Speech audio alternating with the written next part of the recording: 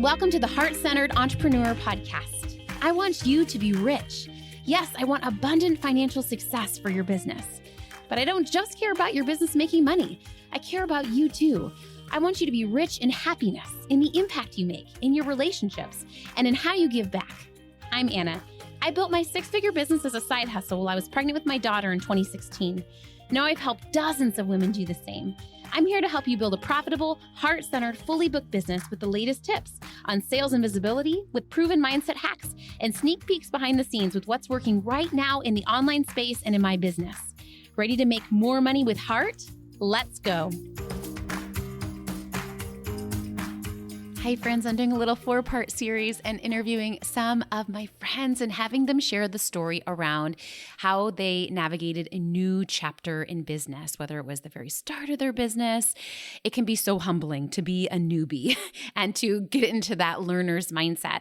One of my favorite books for this chapter in my business was The Big Leap by Gay Hendricks, and he really talks about going from the known and the comfortable and something you're good at into something that's more aligned, but also a bigger pool, and you're a small fish, and it's scary and brave, and you're failing a little bit. And I want to send 5 of you this book because I don't read very many business books, but this one was a game changer for me in chapters of newness. So if you rate and review the podcast, email me a screen grab and I will send 5 of you this book, The Big Leap by Gay Hendricks. It's a game changer, trust me. Also, if you're in a chapter of newness in your business, make sure you check out my free training, Sign Your Next 5 Coaching Clients with One Simple Strategy. It really speaks to getting momentum in a really fast way when you're in a new phase of signing clients. Maybe you change your niche, maybe you're just starting out, but that burst of momentum to sign your next 5 paying coaching clients, whether it's for a group or a one-on-one program, you're going to love that free training. I'm going to put these links in the show notes. Now, get out your popcorn, grab your green tea, because you're going to love this episode with one of my good friends. Friends, I am so excited to introduce to you one of my friends, Cara Kovacks, who is a feminist business mentor and all-around badass human. Cara, welcome to the show. Thank you so much for having me. It's so good to be with you. We met through our mutual coach, Lacey, and at a retreat, we even got to have breakfast together. Yes. And just had a great time thrift shopping. We went thrifting, yes. I'm so excited to tell you about Cara and just have her talk a little bit about so many important things: feminism, how it intersects coaching, transitions, ethical sales. Introduce yourself to us, Cara. Yes, I'm so happy to be here with you. My flight got canceled when we were hanging out together after the retreat, and you were the best person to be with. You were so empathetic, and I was like really losing my shit. As anyone would, right? You don't know, that was a very calm version of losing your shit. I'm very impressed. I was so happy we were together that day. Yes, I am a feminist business mentor. I've been in business for almost 10 years. I think it's like 9.5. And I dropped out of social work grad school in my 20s when I realized that I was paying $50K for a year of grad school to work a job that was going to pay me $43K starting salary.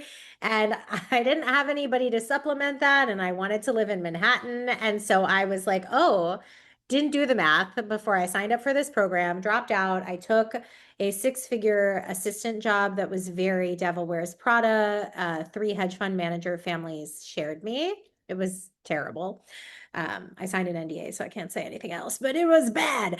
And I was like, is this it? Like, am I just doomed to spend the rest of my life having the Sunday scaries on Saturday because I hate my job so much, or not be able to afford my life? And I have type 1 diabetes, which is a chronic condition, and I need insulin to live. And so I also had a lot of feelings about what it would mean to be able to get affordable access to the kind of medical care that I need if I became self-employed.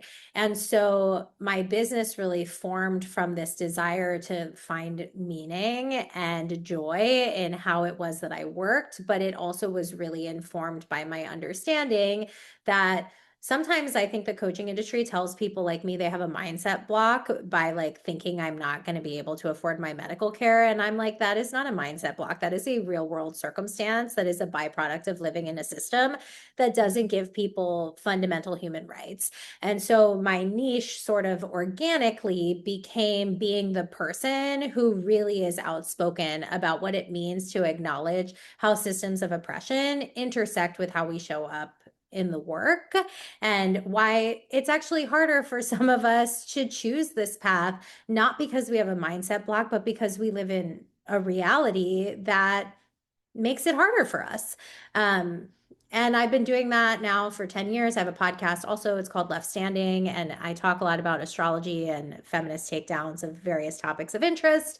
And I teach ethical selling and marketing kind of through the lens of community organizing and political activism. I love that so, so much. Just love your heart. The first question that came up for me as you were saying all of that is like, for someone that is wanting to be more authentic online, speak their truth, speak their voice, speak their opinion, whether it's that they're starting out online and they've never been visible before. I know, like, coming from mental health, where like you were taught to be invisible, to being a coach, and it's like, oh, I'm a lot like, it's very like a contrast, right? Or maybe Yeah. it's someone who is online, but they feel like, ooh, I'm called to this new chapter of more authenticity online, sharing my voice more online. Like, what are some tips maybe for the newbie starting to get comfortable with that? Yeah, so I'm actually going to share something that a client gave to me. So my client, her name is Kate Ballou. She's a fabulous witch on the internet who has a big following. And we were talking about this, and she said to me, like, how do you want people to feel when they find your page? And it just really shifted the way that I looked at being on the internet, because it wasn't necessarily about marketing or selling or like posturing. It was just like, oh, this is the place where people who haven't felt seen in other facets of the coaching industry really feel comfortable. Or this is the place where a witch shows up and they're like, oh, this is my space. Like this lady is like somehow talking about Saturn and selling in the same in the same breath.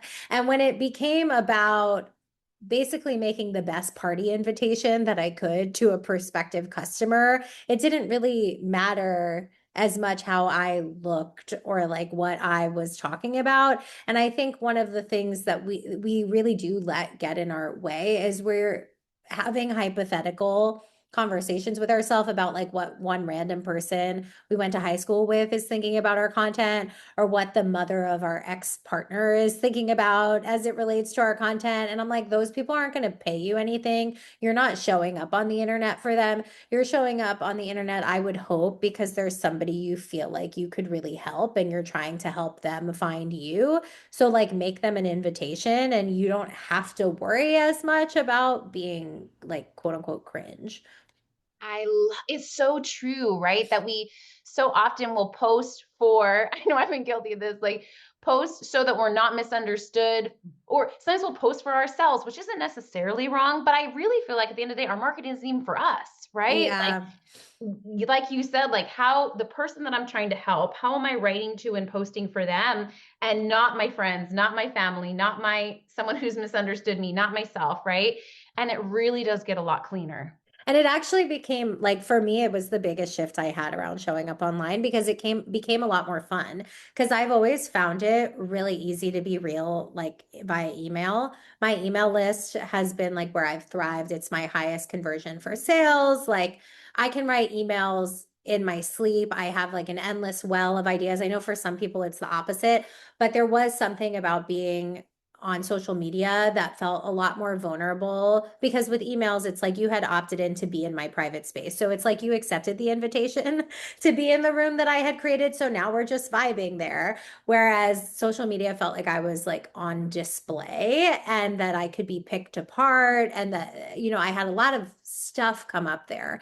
And it was really that shift of just like, okay, but this is the entry point to the other space. That's all that it is. It's not a place to like build a personal brand, at least not for me. Like if I have a client coming to me and saying, I want to be a content creator, I want brand deals, like that might be different, but I don't see myself as an influencer. I see myself as a feminist witch trying to find the other witches. And like, to see that, when I have a client who like lives in a tiny, tiny town where they're like the only person who has these kinds of interests and beliefs, and they find me and they feel really seen and validated. I mean, like, that's such a good reason to be on the internet. Yeah, and it's so interesting because I hear women say like, "Oh, I hate social media. I want to be on social media, but I also don't want to go to network events. And also I live in a small Yeah. town." And it's like the reason I pick social media for my marketing isn't because I love social media, but because it's the easiest way.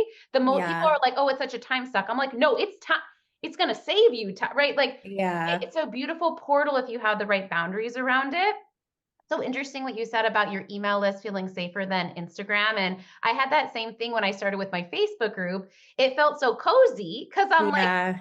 and even though like it was a public Facebook group, like there's like 10,000 people in there, but like for me, it felt like some sort of energetic, like they're a Yeah. joining or something like that. Yeah. And so I felt so free in there. And I remember like when I went over to Instagram, I was like, this is awful. It's so exposed. It just really mentally felt different for me. Yeah. And I mean, this is personal, but I think it's relevant. And we talked a little bit about this when we went to breakfast, but I was in a relationship with somebody who didn't want to be seen on social media with me, who was like afraid of his boss, like somehow finding my platform and like knowing we were together. And my platform did not, we were together for 3 years. I was at 12.5 thousand followers the entire 3 years. And then all of a sudden, my platform exploded, not just with followers, but engagement after we broke up.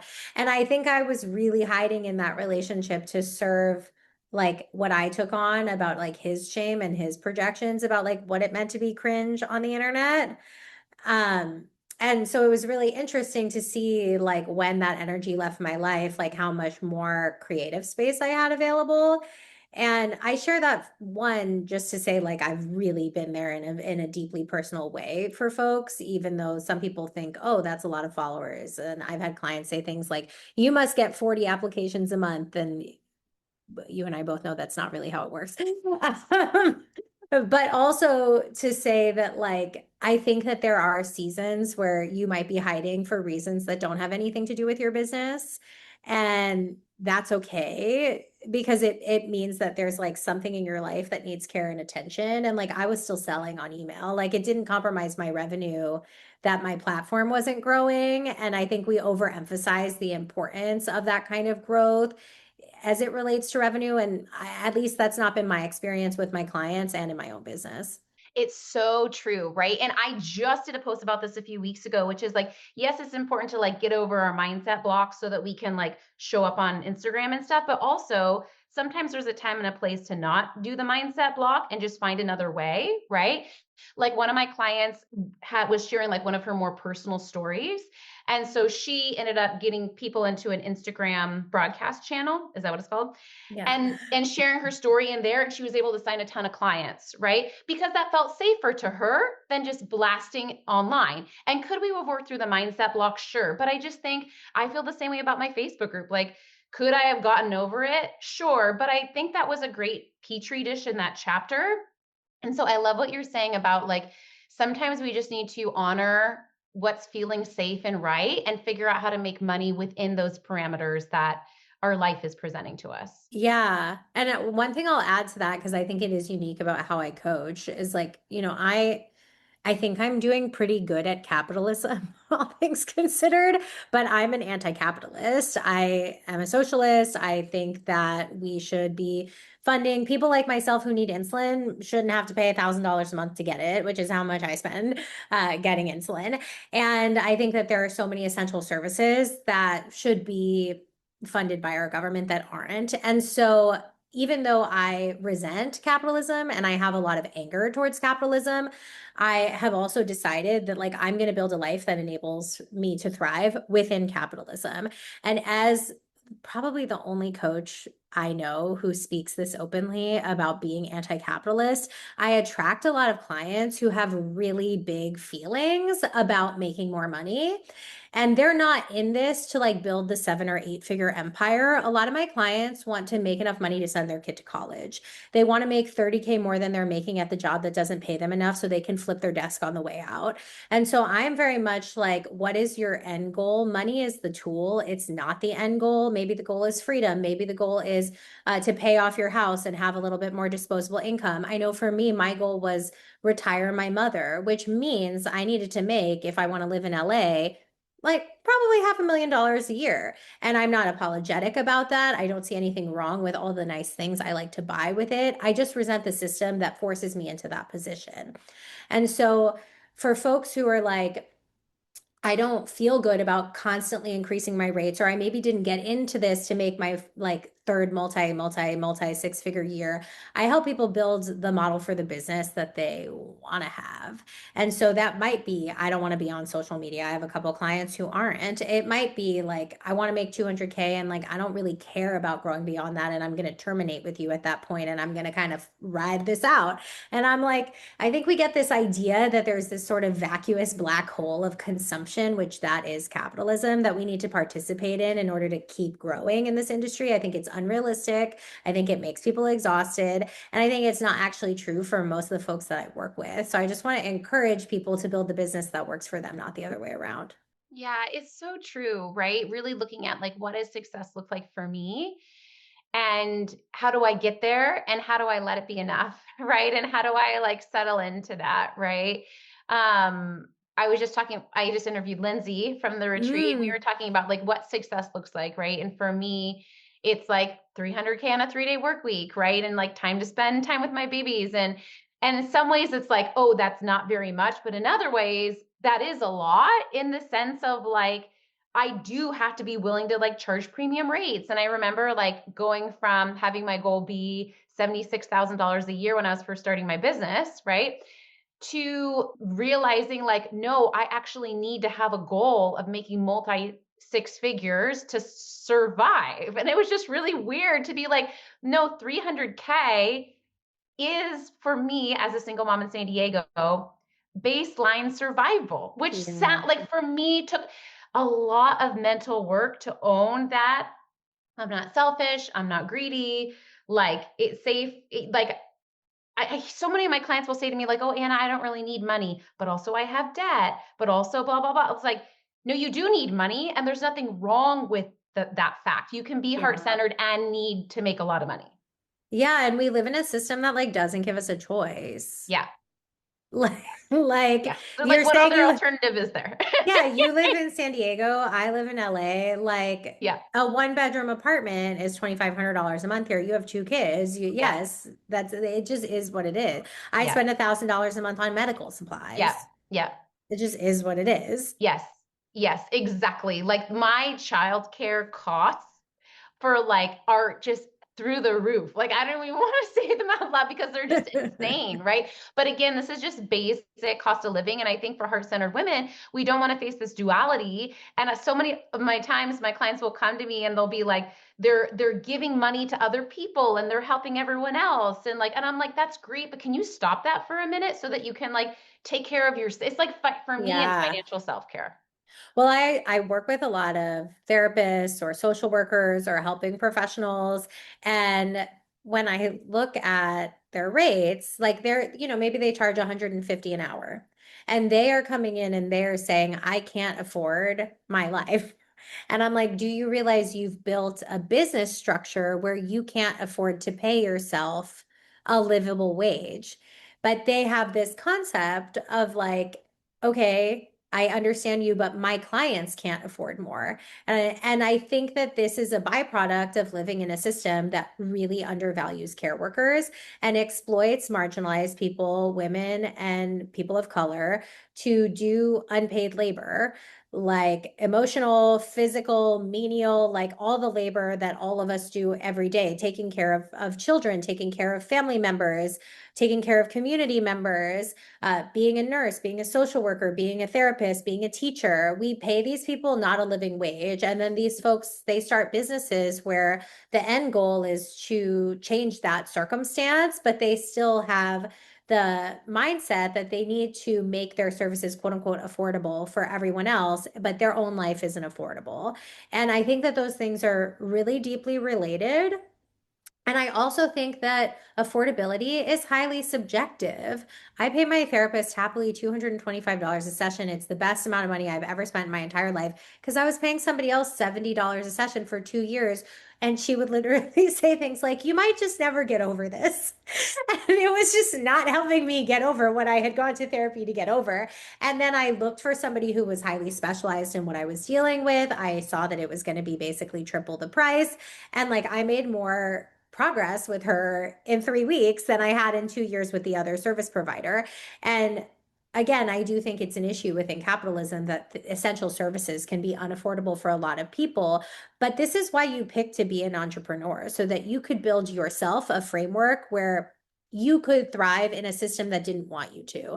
And that means you need to charge a rate that enables you to pay your mortgage without feeling like you're apologizing for it. Yes. Yeah, I totally agree with you. And I think too, something that really helped me was realizing that like raising my rates and making them premium didn't mean I couldn't also have accessible options in my business, right? And Yes. I tell my clients like, listen, this is your business. You can do whatever you want to do, right? So for me, it looks like charging premium rates, but every once in a while I'll offer a scholarship to my work and someone will get into one of my programs completely free, right? Or at a reduced cost, right? Mm-hmm. When you're fully supported and you're able to pay your mortgage, you're going to have mental energy to do a lot of free content that's really valuable, like on Instagram and like on your podcast. But I think women forget that like resourcing ourselves first financially, I just feel like financial self-care is the ultimate self-care. And when you're feeling supported and stable financially, you are going to be able to help more people for free. You are, and not just that, but like without an agenda, right? When I'm Mm-hmm. financially taken care of, I can really help without any weird energy, right? It just is from a Yeah. place of abundance. And like, I'm going to say and do this because it's feeling aligned, not because I'm Yeah. worried about my survival. Yeah, that's so good what you said about like there's no weird energy, because there's nothing more icky on a sales call than somebody really needing you to buy their thing so that you feel like you can pay your bills. And 100%, it's 100%, ironic. 1,000%. There's like an irony there though, because I think these ethical feminist people that I work with, they go into sales calls being like, "Oh my God, please, like, pay, Yes. buy my package." And like that's the very thing making the person feel like you're being sketchy. And the main thing you don't want to be as a feminist is exploitative of trying Yes. to convince somebody else to buy your services. So it's like this weird catch 22 that you've created for Yes. yourself.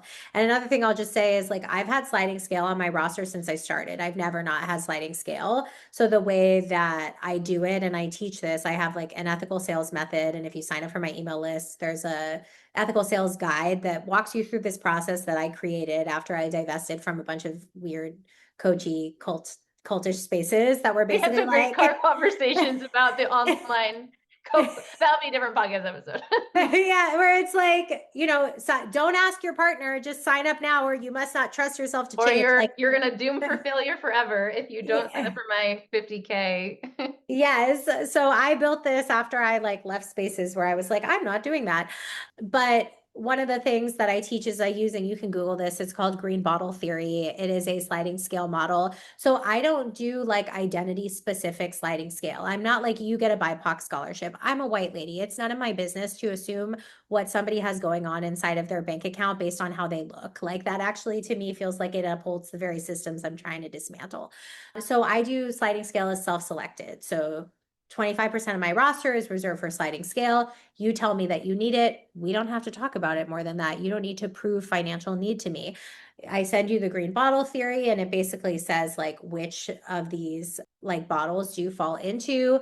And so it's like, I'm the first person in my family to go to college. I have debt. I live in a single income household, like whatever it is. And then you just pick the one that represents you. And then I have a pay what 100% effort looks like for you with a minimum. And you get 2 rounds of sliding scale and then you graduate out. And that's worked really well for me. I've had probably a dozen or so clients go from that first 2 rounds of sliding scale to paying my full rate, and like going from making 30K in their business when they started with me to 15K months on the regular by the time that they were paying my full rate. And it just feels easy. Like I don't feel like I'm making less from working with those folks. If anything, I feel like those are some of my favorite success stories because we really were able to meet them where they were at.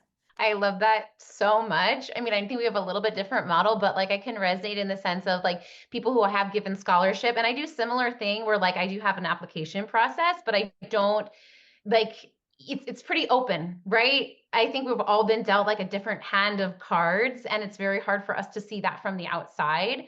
But some of those clients have been some of my favorite. And I think what people forget when people are like, oh, I don't want to do discounted or reduced work, right? Because those people, blah, blah, blah, right? But I think we forget that like a lot of times when we do free work, we're not filtering for someone being a good fit and someone like, yes, people can pay us with their money, but I also think people can pay with their desire and their willingness, right? And so I think it's like when you're filtering and taking applications and you're looking through like what's someone's alignment, what's someone's drive, what's someone's commitment to the work, I just think it's just a different story.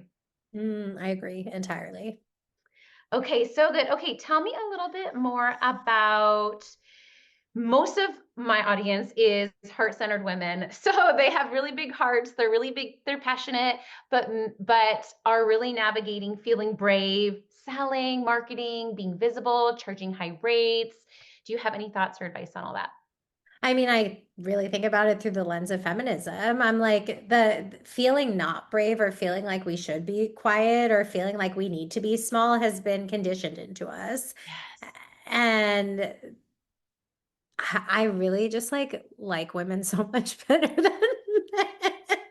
Like women are so fabulous. I have some incredible men in my life, but like the ways in which women have held me like through really hard times and just like been like I'm like, yeah, I could cry about it. Like my sisters, like I have just a really good group of girlfriends, and they are the smartest people I know. The ability women have to hold nuance has actually been scientifically proven to be better than men.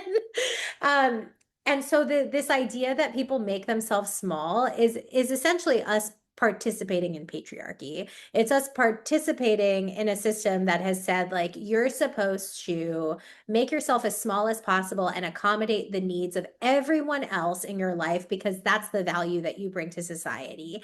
And so when I watch women say, I'm not going to live that way anymore because I want something for myself, I mean, that's so exciting. I also think it's like a little bit our birthright. I also think it's a little bit important because, like, what do you want to teach, like, the next generation of women about what it means to be able to access that for themselves? And so, yeah, what I tell my clients is like every time you claim what you want, this is not about charging your worth. Your worth is infinite. I don't like that. I don't like that like language. Like we're not charging your worth. We're charging the rate that you need to make your services work with your bank Yeah, account yeah, and it's your like a life. business thing. It's not like a self. It's 100% agree. I'm like, this is just like a business thing. It's that's you do Yeah, it. Yeah. it's math. It's like your like prices are not dramatic. They are math. But like your ability to say like I want this and I can be good at this and I want to share this with people, like that's you taking your power back, and that's very exciting to me. I love that you brought it to the existential level because I think for women that are feeling so personal about it, but can get behind the bigger cause, I think it's just this Yeah. reminder that this isn't just about you, but this is about what you're doing for women, what you're doing to smash the patriarchy, what you're doing to bigger picture show up in a way that feels in alignment and integrity to you. I had a call with a client, I think it was yesterday, 2 days ago, whatever, this week. And we were having like big stuff come up about like raising her therapy per hour rate by $25 an hour. It's her second year in private practice. And I was like, we're just gonna do it, like the whole call was around this. And then I paused her and I was like, do you agree that we like live in a society that like really underpays teachers and nurses and therapists and social workers? And she was like, yeah. And I was like, then why are you underpaying yourself? Yeah, we can get behind that. It's just hard for us to get behind me, right? Yeah. Which almost makes it more powerful because it's like, what, like you're willing to advocate. And I have done this so many times in so many ways. Like I'm willing to advocate for other women and other causes, but then when it applies to me, am I willing to take the heat for my advantage? Yeah. And it's also like, who made you think that you're the last person on your own list? 100%, 100%, 100%. Yeah. I think, and I'll acknowledge like that's just not my story. Like I'm the oldest child, like I am the only daughter. I make more money than anyone in my family ever has. And I think I put it on myself that I needed to make that money so that I could be basically, for lack of a better word, the patriarch that like my family needed. And so I didn't have those like notions about what it meant to take up space because I actually saw taking up space as the way that I took care of everybody else. So it feels it's like the other side of the coin. Right? Yeah. So I don't resonate with it, but I see it all the time. Yeah. Yeah. So interesting. Okay. So amazing. As we wrap up, can you tell people if they've been, I mean, you mentioned your podcast, but remind us about how to join your community. Yeah, you can follow me on Instagram at Cara Kovacks Coaching. My podcast is called Left Standing. There is like some business stuff on there, but usually I'm talking about like goddesses and astrology and lore. There is business stuff too, but it is a creative and passion pursuit. And then I have an email list, and I'm very candid on my email list. I give a ton of free business advice, tools. I teach workshops. You can find out about all of my offers on there. And when you sign up, you get an ethical sales guide, which teaches you basically how to be an ethical salesperson versus a kind-hearted non-seller is what I call them. And these are the folks who are like, oh, you can't afford it, I'll just like discount you, or I'm going to avoid talking about objections altogether. And then you end up not signing any clients. And so if that is your biggest issue, you might want to go download that. I love that. Thank you so much, Cara. I have loved having you on the show today. I've loved being here. Thank you. Thanks for hanging out today. Please hit that subscribe button so you can make sure to stay updated anytime a new episode drops. And I would love for you to join me in my free Facebook community. It's called The Heart-Centered Entrepreneur. We discuss the podcast episodes. I regularly go live and do free trainings. And you may even meet your newest biz bestie. So you can join at heartcenteredcommunity.com. It's absolutely free, and I cannot wait to see you in there.